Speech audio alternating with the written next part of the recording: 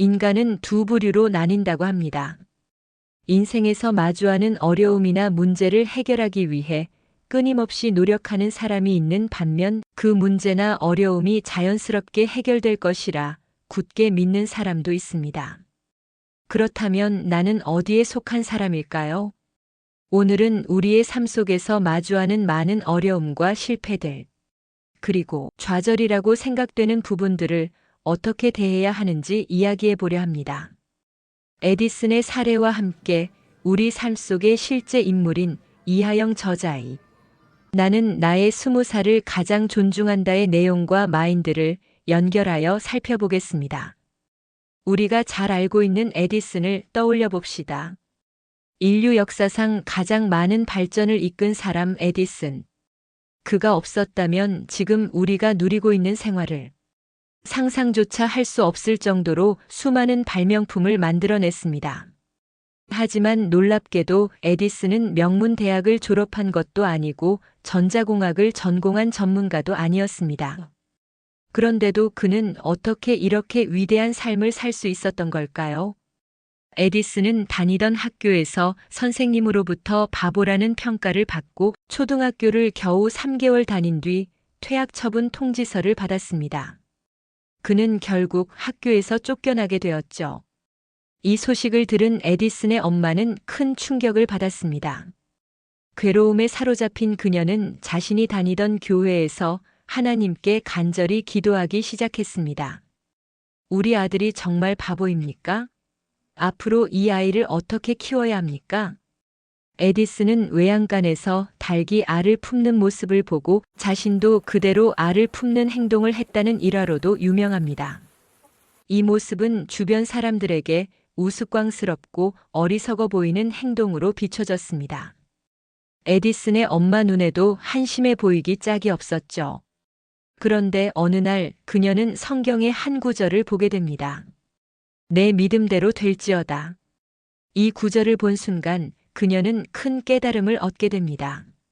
내가 내 아들을 바보라고 믿으면 정말 바보가 되고 천재라고 믿으면 천재가 되는구나. 내가 행복하다고 믿으면 행복해지고 불행하다고 믿으면 불행해지는구나. 이때 에디슨의 엄마는 자신이 알고 있다고 생각했던 이 구절을 사실은 한 번도 진정으로 믿어본 적이 없다는 사실을 깨닫게 됩니다. 또한 이 구절에 담긴 깊은 뜻을 이제야 이해하게 된 것이죠. 오늘부터 내 아들은 천재야. 내가 천재라고 믿으면 천재가 된다잖아. 에디슨의 엄마는 이렇게 다짐하며 매일같이 우리 아들은 천재야라고 외쳤습니다. 이 말을 되새길수록 그녀의 마음에도 신기한 변화가 일어나기 시작했습니다. 에디슨은 여전히 알을 품고 있었지만 이제 엄마의 눈에는 그 모습조차 행복으로 다가왔습니다. 우리 아들은 천재니까 아무 문제가 없어. 그녀는 그렇게 확신하게 되었습니다. 엄마는 에디슨에게 말했습니다. 너는 천재니까 학교에 가지 않아도 돼. 천재는 특별한 교육을 받아야 하거든. 그 교육을 엄마가 직접 해줄 거야. 이후 엄마는 에디슨에게 단 한 가지를 가르쳤습니다. 너는 천재야. 매일같이 이 말을 반복하자 에디슨의 마음속에도 자신이 천재라는 믿음이 자리 잡기 시작했습니다. 그 믿음이 자리 잡고부터 놀라운 일들이 벌어졌습니다. 에디슨은 전구를 연구하기 시작했고 무려 1000번 넘게 실패했지만 한 번도 절망하지 않았습니다. 왜냐하면 그는 확신했습니다. 나는 천재니까.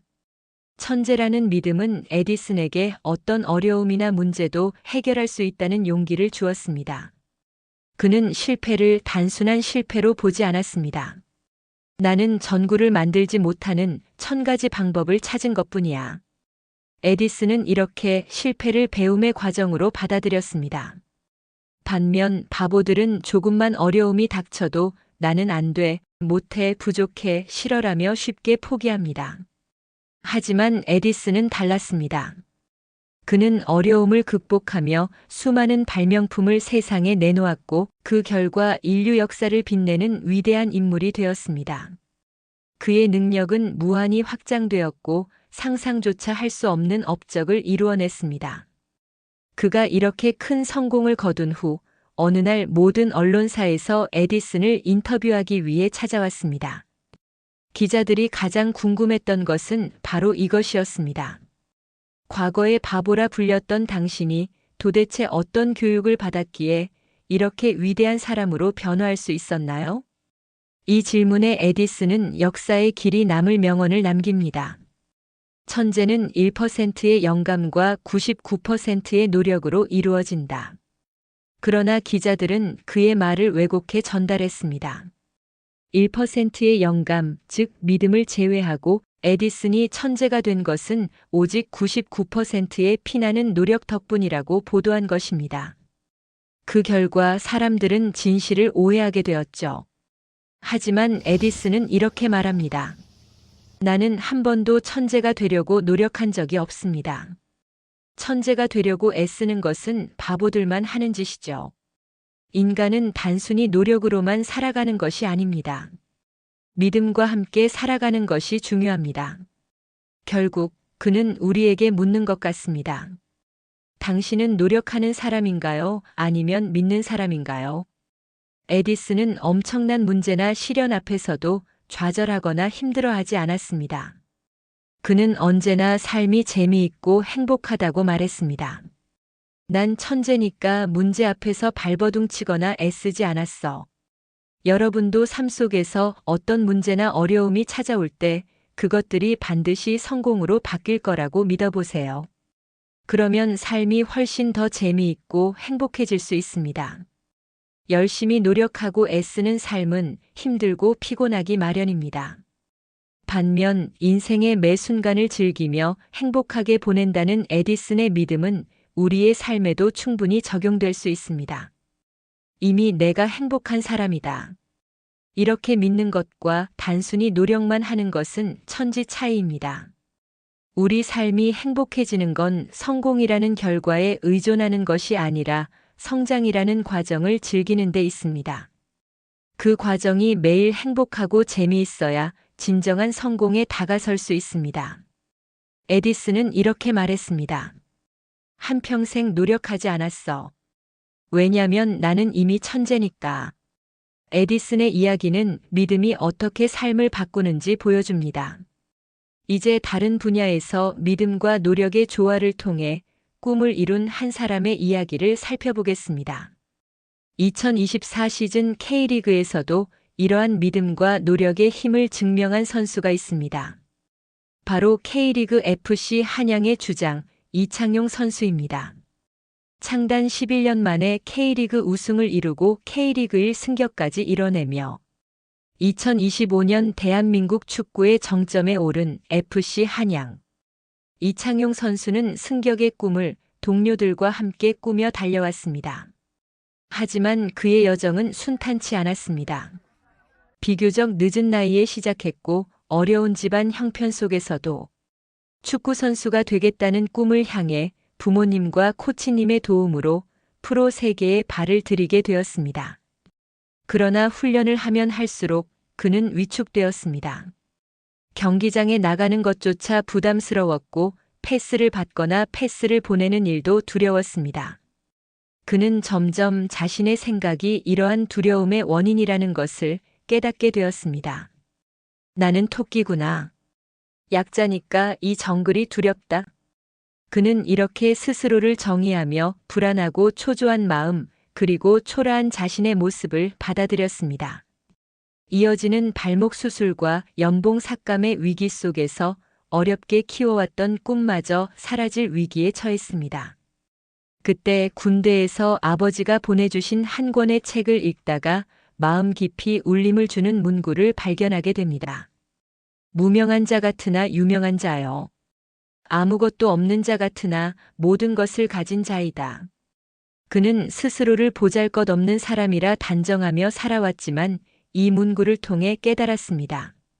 내게도 보물이 있다. 즉, 나에게도 재능이 있다는 이야기야. 그 순간 그는 자신 안에 숨겨진 새로운 가능성을 발견하게 됩니다. 나는 토끼가 아니다. 내가 미처 알지 못했던 나의 진정한 모습은 호랑이다. 그는 이렇게 스스로를 재정의하며 단순히 토끼로만 살아가는 삶에서 벗어나 토끼로 태어났지만 호랑이로 살아가겠다고 결심했습니다. 또 다른 이야기 속 주인공, 의사이자 나는 나의 20살을 가장 존중한다의 저자인 이하영은 이렇게 말합니다. 미래를 기억할 때 그 미래가 나에게 펼쳐진다. 그는 매우 어렵고 가난했던 시절을 지나 지금의 자리에 오를 수 있었던 이유를 이렇게 설명합니다. 지금의 모습을 이미 상상했고 그것이 실현될 것을 알고 있었기 때문이다. 나는 나의 20살을 가장 존중한다의 핵심은 미래에 대한 믿음과 현재의 가능성에 대한 확신입니다. 에디슨의 이야기와 FC 한양 이창용 선수의 여정을 통해 우리는 한 가지 공통된 교훈을 얻을 수 있습니다. 믿음은 현실을 바꾸는 가장 강력한 힘이라는 사실입니다. 에디슨은 자신을 천재라고 믿었기에 수천 번의 실패에도 좌절하지 않았고 이창용 선수는 자신의 재능을 믿게 되면서 약자라는 굴레에서 벗어나 도약할 수 있었습니다. 이하영 작가는 미래를 기억할 때 그 미래가 나에게 펼쳐진다고 말했습니다. 가난과 어려움을 딛고 상위 1% 부자가 될 수 있었던 이유는 단순히 노력 때문이 아니라 이미 성공한 자신의 모습을 믿고 상상했기 때문입니다. 우리는 모두 토끼와 호랑이 사이에서 갈등할 수 있습니다. 하지만 스스로를 호랑이라고 믿는 순간 우리의 가능성은 무한히 확장됩니다. 오늘 여러분이 직면한 문제와 어려움도 믿음이라는 나침반을 통해 반드시 더 나은 성공의 길로 바뀔 것입니다. 스스로를 믿으세요. 그 믿음이 여러분의 삶을 빛으로 가득 채울 것입니다. 여러분의 믿음과 가능성을 응원합니다. 지금까지 코이물고기였습니다. 구독과 좋아요 잊지 말고 눌러주세요. 도전하는 여러분 파이팅입니다.